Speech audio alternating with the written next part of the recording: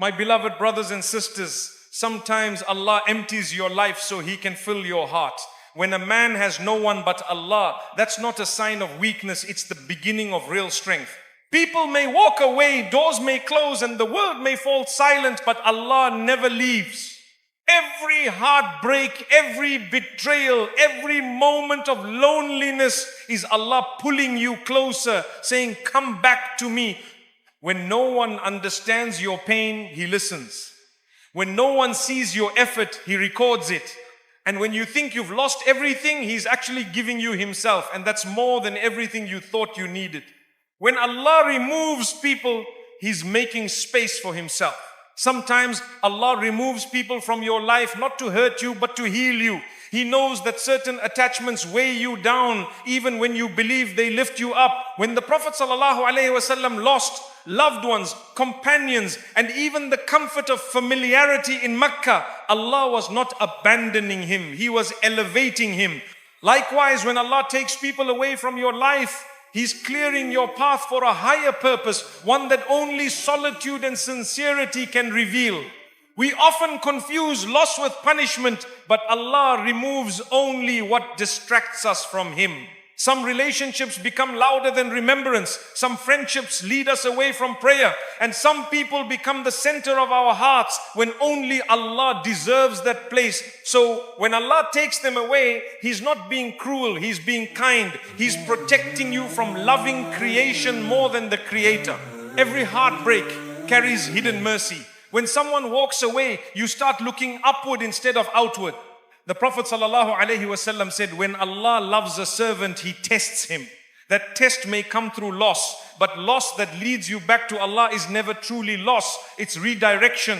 What feels like emptiness is just Allah making room for something greater. His closeness. The people you thought you couldn't live without were never the source of your strength. Allah was. He simply used them as means to comfort you for a while. But when they begin to distract you from Him, He gently removes them so you can return to dependence on the one who never leaves. That separation is not a sign of rejection. It's a divine recall to return home. Sometimes you beg Allah to let certain people stay. But if you saw what He sees, you'd thank Him for removing them. Allah knows the unseen, the hearts, the intentions, the future. He knows who would harm your peace, weaken your faith, or delay your growth. So when He closes a door, it's not because He's depriving you, it's because He's protecting you from walking into harm you can't see.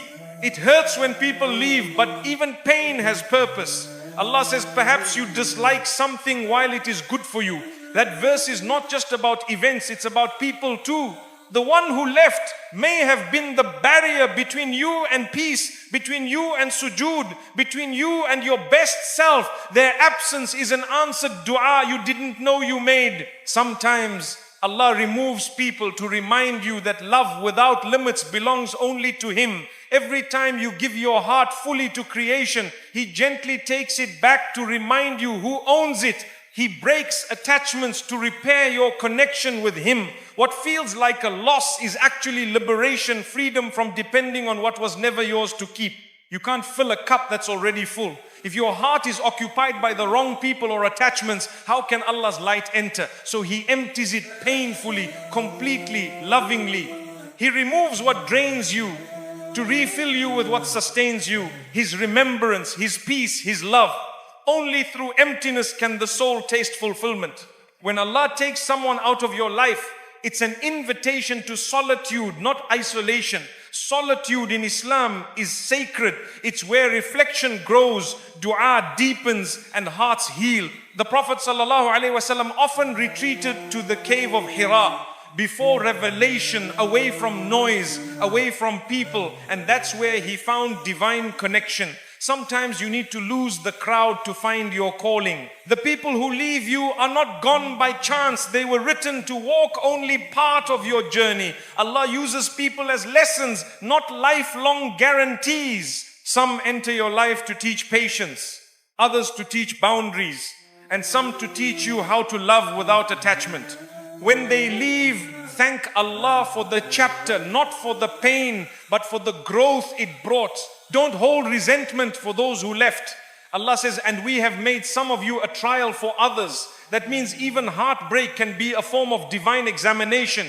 Will you respond with bitterness or belief? Let go with grace. Forgive them for leaving and thank Allah for staying. Because while they walked away, He was the one carrying you. When Allah removes people, He's not erasing love, He's purifying it. He wants your heart to remember that love rooted in faith never truly ends. You may not see them, but if they were good for your soul, you'll be reunited in Jannah, where love is eternal and free of disappointment. What you lose here, you regain in perfection there. If Allah didn't remove certain people, you might never have drawn closer to Him. Pain has a strange way of opening your heart to the unseen. It humbles you, silences you, and drives you to sujood like nothing else. That's where true healing begins, not in replacing what's lost, but in finding Allah in what remains. Every removal leads to revelation. Every heartbreak teaches you a new dua. Every empty space becomes a prayer mat where tears fall and hearts mend. The Prophet ﷺ said, verily, you do not give up something for the sake of Allah except that He will replace it with something better. Trust that. Allah never takes without intending to give better, even if what He gives is Himself. My beloved brothers and sisters, when Allah removes people from your life, don't chase what walked away. Don't beg for what was never yours to keep. Instead, lift your hands and say, Ya Allah, fill the space they left with You. Because the moment your heart makes room for Allah, you'll find peace no presence can match and strength no companionship can offer. When everyone leaves, that's when you realize you were never alone to begin with. Loneliness is a bridge to spiritual strength. Loneliness often feels like a punishment, but in truth, it's an invitation from Allah to draw closer to Him. When the world quiets down and the noise of people fades, that's when your heart finally has the space to listen. The Prophet ﷺ would often seek moments of solitude, retreating to reflect and connect with Allah. It was in that silence that revelation came. So when Allah isolates you, it's not to break you, it's to build you into someone who depends on no one but Him. When you're surrounded by people, your attention is scattered, but when you're alone, your soul becomes focused. Allah sometimes takes away companionship so you can learn the sweetness of His company. You start realizing that peace doesn't come from who's around you, it comes from who's within your heart. That's why true strength is not found in crowds, it's found in contentment when the room is empty and the heart is full of Allah. Loneliness is where sincerity is born. When there's no one to impress, your prayers become real, your du'as become raw. You cry not for show, but because your soul finally feels safe enough to speak. Allah says, call upon me, I will respond to you. When no one else is listening, Allah is. And that realization transforms your isolation into worship. Some of the strongest believers were those who spent time alone. Prophet Yusuf alayhi salam found strength in the darkness of a prison cell. Prophet Yunus alayhi salam found hope in the belly of a whale. Prophet Muhammad sallallahu alayhi wasallam found revelation in the stillness of a cave. Their loneliness was not a void, it was a bridge between despair and divine connection. We often fear being alone because we equate it with abandonment. But loneliness is not Allah leaving you, it's Allah calling you back. He removes distractions so your heart can hear what it's been ignoring. The silence that scares you is actually His way of saying, I am here. You'll never feel truly alone once you understand that He never leaves. Not for a moment. Loneliness tests your heart's anchor. When people leave, when your plans collapse, when no one seems to understand you, that's when your reliance on Allah becomes real. You stop saying, I have no one, and start saying, Allah is enough for me. This transition from neediness to trust is where spiritual strength is forged. In your loneliness, you start noticing the details you once overlooked, the calm in prayer, the comfort in Quran, the relief in sujood. The Prophet ﷺ said, the closest a servant is to his Lord is when he is in prostration. When no one else is around, that closeness becomes personal. Your sujood becomes your sanctuary.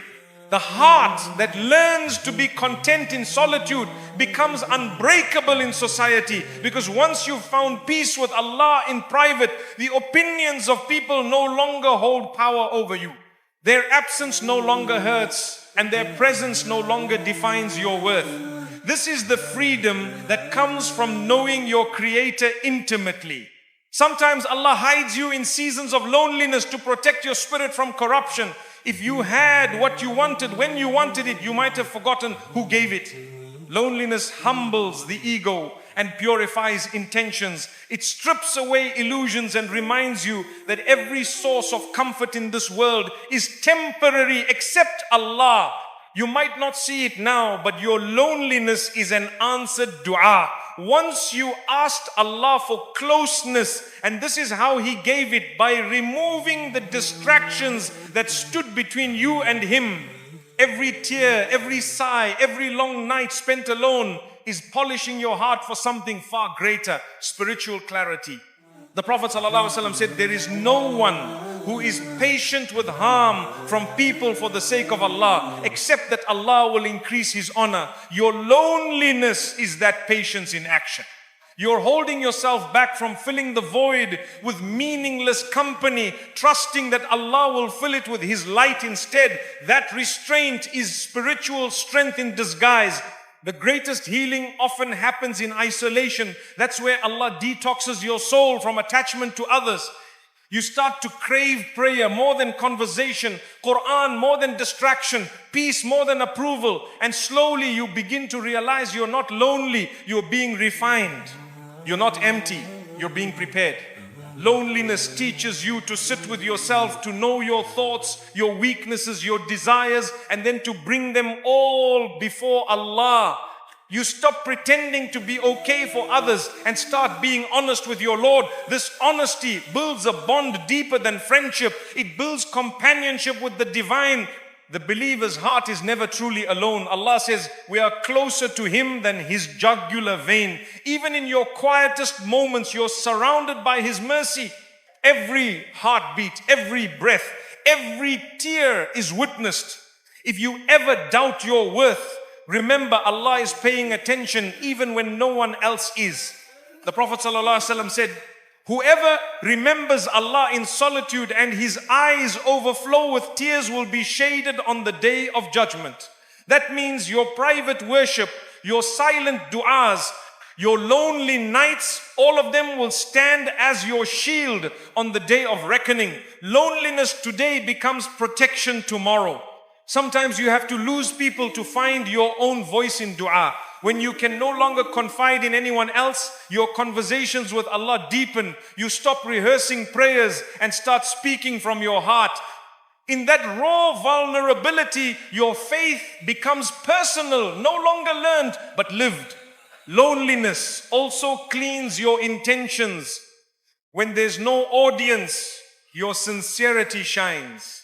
Allah says He knows the secrets and what is even more hidden. That means even your silent longing for closeness counts as worship. Every whisper of Ya Allah in solitude echoes louder in the heavens than 1,000 public praises. The greatest warriors of faith fought their battles in silence. Their strength didn't come from applause, it came from persistence. Loneliness taught them resilience. When you learn to stand with Allah alone, no storm can knock you down because you've already found shelter in the one who controls the winds. My beloved brothers and sisters, don't fear being alone. Fear forgetting Allah when you're surrounded by people, because when you're alone, He's closer. When the world turns away, He turns toward you. Every moment of loneliness is a sacred bridge, a path from isolation to illumination, from heartbreak to healing, from weakness to strength. Walk that bridge with patience and you'll find that what you thought was loneliness was actually love, Allah's love, calling you back home. The silence around you is where you will hear Allah the loudest. Silence is not emptiness. It is Allah's most subtle form of communication. In a world filled with endless voices, distractions and noise, silence becomes sacred. It's in that stillness that the heart begins to hear what the ears cannot. The Prophet ﷺ would often retreat from the noise of Mecca to the cave of Hira, where revelation first descended not in chaos but in calm.